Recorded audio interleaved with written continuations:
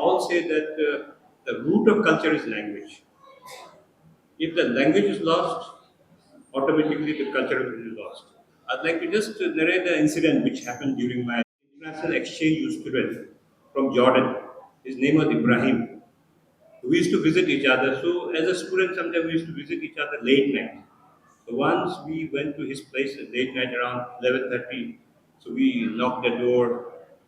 He came down and he opened the door. Then the landlady started screaming and shouting, Ibrahim, तुम्हारा guest book इतना late आता है यहाँ पे हम लोगों को डिस्टर्ब होता है तो इब्राहिम बोला आंटी जी क्या he doesn't understand Hindi at all. He just said aunty ji क्या.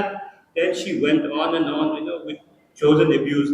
तुम्हारे गेस्ट लोग लेट आता है दरवाजा खुला छोड़ देता है ये वो करके. Then final word he said to the landlady was aunty ji कुछ नहीं समझ गया.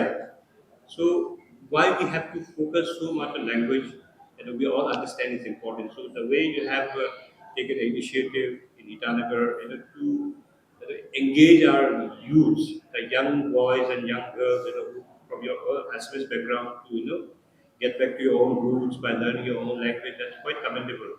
And even not only for your Assamese students here, but for the Arunachalis also, like Pramodji also has said, if our own students, and even Julia has mentioned that some Nishi boy also wanted to learn Assamese, because Assamese has become inalienable for Arunachalis, because we have to, for all practical purpose, we have to go through Assam. For me also, I know a little bit of Assamese. I can survive in Assam. I can ask for a chai and ask for a food. So that kind of at least basic, you said, communicative Assamese is very important.